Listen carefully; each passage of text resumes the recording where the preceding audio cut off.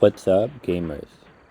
So I'm going to start a new series on this channel called RnR, where I just rant and review whatever gacha I'm currently playing at the time, and just talk about the update, my experience, and the state of the game and all that. So I was contemplating on skipping Astra because I'm not the biggest fan of her character. I kind of just pulled her because I didn't want to go back on my word. On my last video where I talked about why I didn't like Astra, I said I was still going to pull her from my Zhu. So I just really kept my word for pulling Zhu best in slot.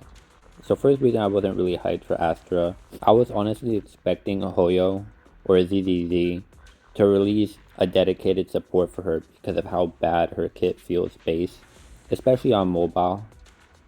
I know I talked about mobile in my last video. I talked about how bad Nicole feels to play with Zhu on mobile because you have to double swap into a quick assist because you can't back swap. You literally lose a second on every rotation, and so when you do this combo during the stun window, you lose 2 seconds of the stun window just because you have to swap through an extra character. Obviously, Zhu, she completely negates this.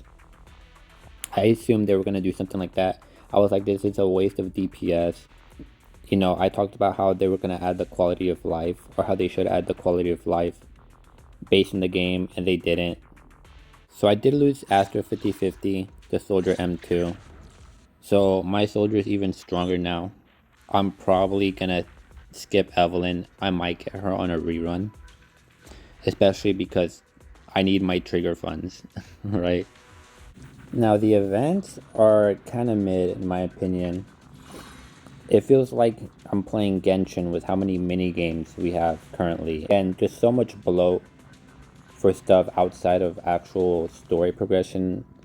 Even though there is only 3 events, you essentially have to play like 60 different mini games, right? You have like 25 to 30 of the Bing Boo dress ups that you have to do.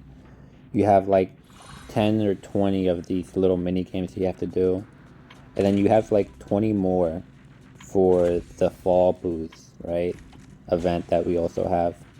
So it just it feels like I gotta do like 100 fucking mini games, and it's pretty damn close too. Maybe cut each mini game in half with how many fucking tries you have to do. Like, I'm missing this challenge any mode with each dream seeker from the cutting hairs. I died twice with Nicole on level 15, so I'm not even gonna attempt this anymore. I don't know why it wasn't like reach level 12 or something with each cutting hair instead. And that just means I'm gonna miss out on like 40 stamina worth of chips, which I'm not big mad about. Now, Ellen Joe's quest, I have been wanting this literally since the launch of the game, since we got Ellen and I realized we didn't have one for her.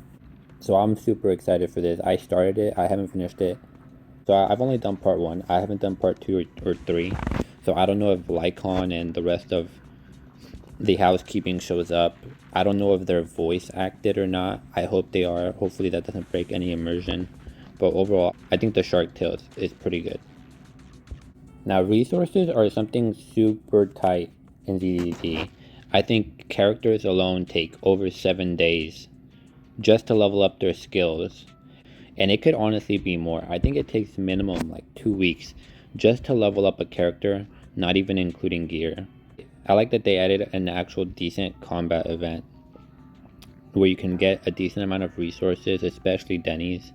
It's mainly Denny's, there's not a whole lot. It's nothing crazy, right? The amount of copies you get from this entire event might net you like 1 or 2 good pieces from the crafting. But overall, I think this event is probably my favorite. They actually added a lot of quality of life in this one, with actually being able to reset stages every 10 floors. Instead of like the last one where after you hit 25, you can't reset any of your characters and stuff like that. I think that's really lame. I wish they would incorporate this into the base tower. And they might, maybe they kind of just added this to see the player feedback, to see what they can change in the base tower, and they take that feedback, and I hope they do. I love the fact they're actually giving us tons of resources because it means we can allocate more resources into gear. So in terms of the story, I think it was pretty good. It had really solid pacing up until the end where the crazy lady comes out and she monologues for like 5 minutes and then we get black screen. Then the whole time the ship's supposed to be falling for like 15-20 minutes and somehow we never hit the ground. That shit was like Dragon Ball Z levels of below that we could have paced through a lot faster. Since I did pull her just for her kit to have an overall better experience with my Zhu Huan team, I think it was okay. I give it like a 7 out of 10.